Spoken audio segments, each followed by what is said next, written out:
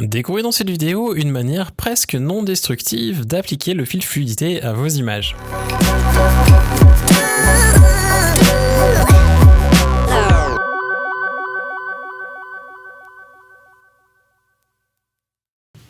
Salut, je m'appelle Quentin Descaillets. Vous pouvez retrouver mon travail sur quentindescaillets.com ou sur facebook.com/quentindescaillets. Dans cette nouvelle vidéo, on va parler de l'outil fluidité et plus précisément d'une manière de l'appliquer à vos images. La manière la plus courante, c'est de créer un calque fusionné en faisant commande Alt majuscule ou E. Si vous êtes sur Windows, ça sera certainement CTRL Alt majuscule et E à la place du raccourci que je viens de vous donner tout à l'heure. On va renommer notre calque et on va l'appeler fluide. On va pas aller plus loin parce que sinon après ça va être compliqué à taper. On va enlever notre petite balise orange en ne mettant aucune couleur et on sait maintenant qu'on a un calque pour faire notre correction fluidité dessus. On va ensuite se rendre dans outils filtre et fluidité et on va aller apporter quelques modifications pour voir ce que l'on peut faire avec. On peut par exemple arranger un petit peu la ligne de cheveux autour du crâne pour donner une impression un petit peu plus naturelle et un petit peu plus agréable aussi à regarder.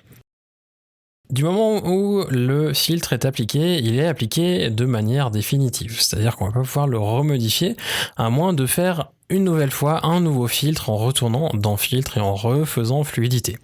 Alors je sais, il y a un moyen de recharger le dernier filet, il se trouve juste ici, charger un filet ou charger le dernier filet en fonction de si vous l'avez enregistré ou si vous n'avez pas enregistré que vous voulez juste recharger le dernier.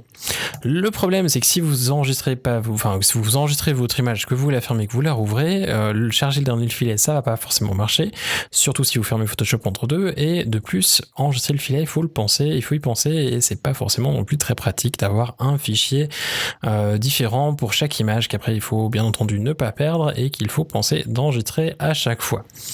L'autre problème avec ça, c'est que si on veut appliquer pas une modification au filtre que l'on vient de faire, mais une modification à notre image, par exemple retourner un petit peu avant en se disant « Ah mince, finalement j'ai enlevé de la texture à un endroit et c'était peut-être pas nécessaire ». Par exemple ici, j'avais enlevé une fenêtre.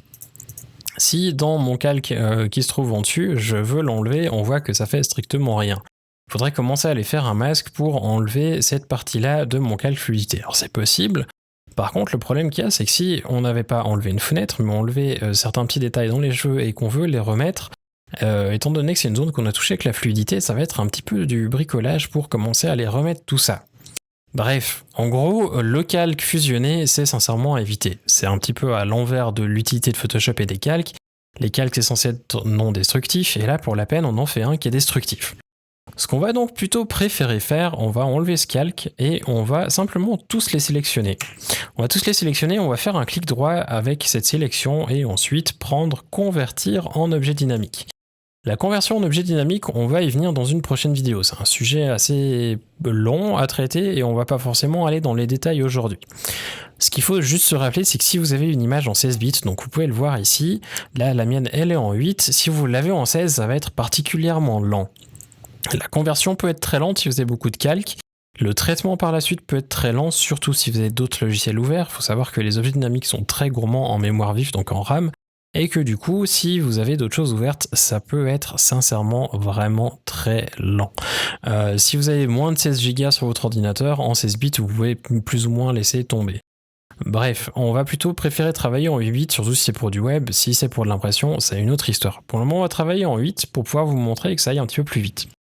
Quand la conversion est faite, on le sait parce qu'on a un petit logo ici qui vient et qui nous indique, si on laisse le curseur dessus, qu'on a une vignette d'objet dynamique et non plus une vignette d'un calque. On n'a plus non plus d'autres calques que celui-ci. On n'a donc plus que retrait fenêtre qui était en fait le calque qui était au sommet de la pile de tous les calques. Et là, sur ce calque-là, donc l'objet dynamique, on va pouvoir retourner dans fluidité.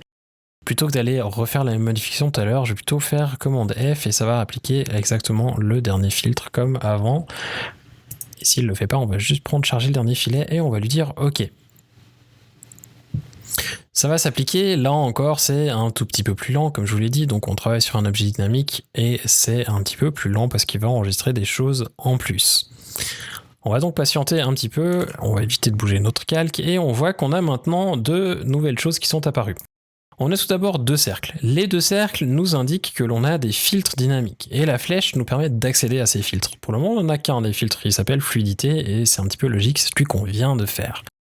On va donc regarder un petit peu ce qu'on va pouvoir faire avec tout ça. On a d'abord un masque, et ça on en parlera dans une autre vidéo aussi, quand on parlera des objets dynamiques, qui va nous permettre de masquer en fait sur certaines parties de l'image les filtres qui se trouvent en dessous. En dessous, on a donc le filtre fluidité et on a un œil devant. L'œil devant va nous permettre de masquer en fait ce filtre, de l'activer ou le désactiver. Donc si finalement vous vous dites j'ai pas envie de l'avoir, je montrais à mon client comment mon image était avant l'outil fluidité, vous pouvez simplement le désactiver et ça va être l'image comme elle était au préalable. Vous pouvez aussi double-cliquer sur fluidité et vous allez pouvoir rouvrir le filtre pour pouvoir refaire des corrections. Du moment où vous avez fait, vous pouvez cliquer sur OK ou annuler. Et après, vous avez autre chose, c'est ces petits curseurs. Les petits curseurs, en fait, vont vous permettre d'ajuster, comme vous le voyez ici, l'opacité du filtre. Alors, ça fonctionne maintenant si vous le faites sur un calque comme le calque de fluidité, c'est pas génial. Vous voyez que ici, le bord des cheveux, du coup, est un petit peu flou et c'est normal parce que il va afficher à 50%, donc à 49% le filtre que l'on vient de faire et à 49%, ou plutôt 51% l'image de base. Et donc, comme il fait du moitié-moitié, ça donne un aspect un petit peu ghosting comme ça, c'est un petit peu bizarre et c'est pas forcément génial.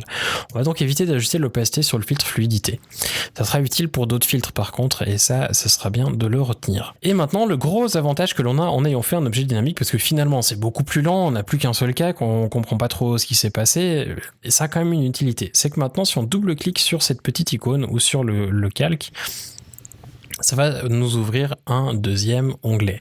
Le deuxième onglet va en fait nous afficher un PSB et le PSB contient tous les calques que l'on avait auparavant. Donc tous les calques, absolument tous ceux que je vous ai montré quand on a ouvert Photoshop, on les a de nouveau ici.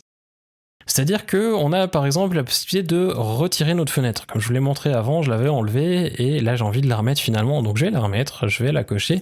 Et j'ai aussi envie d'apporter quelques corrections à ma colorimétrie. On va rajouter un petit peu de contraste et on va enlever un petit peu de rouge aussi, surtout dans les tons clairs. Et on va faire un traitement croisé un petit peu plus marqué ici, bleu-jaune. Et là, si vous repassez dans le fenêtre, vous voyez qu'il n'y a rien qui se passe. Mais ce qu'il faut simplement faire avant de passer dans le fenêtre, c'est juste faire commande CTRL-S pour enregistrer le PSB. Donc c'est bien un PSB, hein, c'est normal, c'est pas un PSD qui va être créé, mais bien un PSB. Pourquoi, je ne sais pas, mais apparemment c'est comme ça que ça marche dans Photoshop. À partir du moment où l'enregistrement est fait, il y a une mise à jour automatique qui est faite des objets dynamiques, et si on retourne à ce moment-là dans notre fenêtre, on va voir d'ici quelques secondes qu'on a effectivement la fenêtre qui est réapparue et on a aussi un traitement croisé qui est un petit peu plus marqué que ce que l'on avait auparavant et ça correspond exactement à ça, sauf qu'on n'a pas ici quelque chose de plat mais on a quelque chose d'arrondi grâce à notre outil fluidité. Et donc si vous avez un petit peu suivi, en gros ce que ça nous permet de faire, c'est de faire les modifications dans les calques que l'on a en dessous en ayant une espèce d'équivalent de calque fusionné, on va dire, et pour la peine c'est plutôt pratique quand vous faites des grosses retouches, que vous avez besoin de voir le rendu final et pouvoir quand même continuer à travailler sur les calques qui se trouvent en dessous. C'est-à-dire que si là je devais commencer à aller traiter dans les cheveux certaines choses, ça ne changerait rien au rendu de mon filtre. Le filtre pousserait les pixels qui se trouvent ici de ce côté-là et peu importe ce qui se trouve finalement sur les calques qui sont dans ce fichier qui est le PSB. C'est un petit peu compliqué comme ça. J'espère que c'était assez clair, mais si vous avez des questions, n'hésitez pas à les laisser en commentaire juste en dessous. Les objets dynamiques, on y reviendra d'ici quelques temps dans une prochaine vidéo, parce que c'est quelque chose de très intéressant, surtout si vous avez la possibilité d'avoir un petit peu de mémoire vive sur votre ordinateur. Vous allez voir que, par exemple, pour faire des montages photos, c'est vraiment très pratique et très utile.